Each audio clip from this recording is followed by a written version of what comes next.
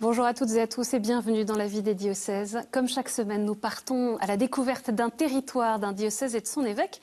Et aujourd'hui, c'est en Île-de-France que nous allons au sud de Paris, dans le département de l'Essonne plus précisément, pour parler du diocèse d'Évry-Corbeil-Essonnes. Un diocèse auquel 2 communes des Yvelines sont aussi rattachées. Dans cette émission, nous parlerons de la façon dont la démarche d'écologie intégrale au cœur de l'encyclique Laudato Si est mise en œuvre dans le diocèse en voyant une des initiatives locales du réseau Église Verte au prieuré Saint-Benoît à Étiolles. Pendant 2 ans, le diocèse a été en synode sur le thème Église de Dieu qui est en Essonne, évangélise en prenant soin. Vous avez promulgué les actes de ce 4e synode diocésain en octobre dernier, octobre 2022. On va pouvoir reprendre pendant cette émission quelques-uns des axes principaux. J'ai noté la synodalité, la jeunesse, la fraternité entre tous, prendre soin de la maison commune, la vie spirituelle, la mission. C'est très rapide, mais à travers un service diocésain des solidarités et de l'écologie, le diocèse d'Évry place les souffrances de l'humanité et l'état de la planète au cœur de ses préoccupations pastorales. Comment incarner dans le quotidien la démarche d'écologie intégrale centrale dans l'encyclique Laudato Si du pape François? Parmi les initiatives locales, le prieuré Saint-Benoît à Étiolles fait partie du réseau Église Verte et essaye de mettre en place des propositions concrètes, du jardin partagé au tri des déchets. Un reportage d'Ophélie Marien. Dans le parc du prieuré Saint-Benoît à Étiolles, des jardiniers sont à pied d'œuvre entre 2 averses. Depuis 1 an, un jardin partagé, composé de 5 petites parcelles, est mis à disposition d'une dizaine de personnes de la paroisse voisine. Nous avons commencé à travailler la terre au printemps dernier. Dès le mois d'avril, j'ai commencé à semer des haricots verts, des petits pois, des radis, des pommes de terre. Donc j'ai eu une très belle récolte. À la sortie de la messe du dimanche, je les offrais aux fidèles. Donc on me donnait des dons, enfin des petites pièces que je gardais dans une tirelire. Et à la fin de la saison, je l'ai remis au prieuré, là, la tirelire. C'est plus pour partager avec la personne avec qui je le fais, quoi, qu'autre chose. Je suis pas je suis pas un spécialiste du jardinage. Faire des trucs un peu écologiques, quoi, un peu par rapport à ce que demande le pape François, Laudato Si. Le pape François évoque régulièrement la question de l'écologie intégrale, une préoccupation partagée par les frères du prieuré Saint-Benoît, engagés dans la démarche du label Église Verte.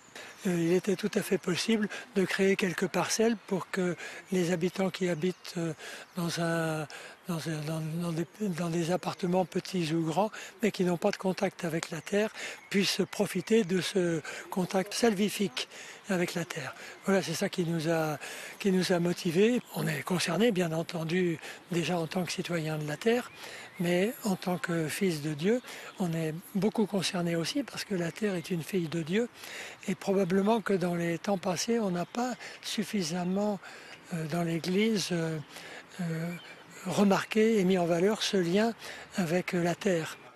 Dans cet esprit, la gestion des déchets et de l'énergie est devenue une priorité pour la communauté. À l'intérieur du prieuré, Françoise, une bénévole, donne quelques consignes à un groupe venu des Yvelines pour le week-end. Il y a partout 3 petites poubelles pour trier les déchets quand on débarrasse. Qu'est-ce qui va après à la poubelle jaune, ce qui va au compost. Après le repas, un frère de la communauté récupère les déchets pour le compost, qui servira ensuite au jardin partagé. Les actes du synode diocésain invitent tous les fidèles de l'Essonne à s'engager dans une démarche d'écologie intégrale ou à renforcer ce qui existe déjà localement. On avait déjà dans certains secteurs où il y avait des gens sensibilisés ou alors des prêtres qui poussaient un peu dans ce sens-là. Mais avec les décrets du synode, normalement, ça doit nous aider à le démultiplier, à le généraliser un peu. Le prieuré en est encore au premier niveau de la labellisation Église Verte. Des travaux d'isolation sont d'ores et déjà envisagés. On a vu plein d'initiatives très concrètes. Comment est-ce qu'on fait le lien entre ces petites initiatives toutes simples et la démarche d'une écologie intégrale que vous voulez promouvoir? C'est d'abord prendre... voilà, il n'y a pas de petits pas. tous les pas, même petits, sont utiles et nécessaires, y compris pour sensibiliser et puis pour nous aider les uns et les autres à comprendre que nous sommes des êtres en relation, pas simplement entre humains, mais aussi avec la nature, avec notre planète, y compris avec celui qui est le mystère de notre propre existence, Dieu finalement. Hein, voilà, c'est travailler à ces relations. Après, moi, une des choses, alors, bien, voilà, des initiatives qui peuvent sensibiliser, Après, bien sûr, l'écologie intégrale ne se résume pas à un jardin partagé. En tous les cas, moi, ce qui me frappe actuellement le plus et sur lesquels, comme évêque d'Évry, je suis de plus en plus sensible, je rencontre un certain nombre de jeunes adultes et qui sont angoissés, y compris à cause de l'avenir de notre planète. Et c'est pour moi comment prendre en compte sérieusement cette angoisse, y compris, parfois ils ont un regard sur ma génération, sur nos générations très critique, en disant mais vous n'avez rien fait, vous avez... Ce qui arrive est un peu de votre faute, oui, de la faute de donc cette il faut génération, l'entendre, il faut l'entendre. Et c'est vrai, quand j'avais leur âge, moi, ça ne faisait pas partie de mes préoccupations.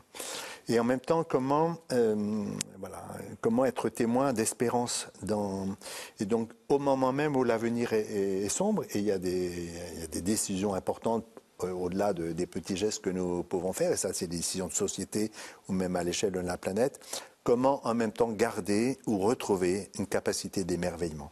Parce que sinon je pense que, y compris, nous avons, le défi est large, nous avons de l'énergie à émettre, mais en même temps nous sommes garder une capacité d'émerveillement, y compris de cette nature, de cette humanité qui nous entoure. C'est pour ça, je trouve que le souci de la planète comme le souci de la fraternité, ça marche ensemble. C'est pour ça qu'on a fait un service, pas deux services, mais un service écologie et solidarité pour aider à tenir ensemble deux domaines où ce n'est pas évident au départ de les tenir ensemble, parce que déjà dans chacun de ces domaines, il y a beaucoup à faire.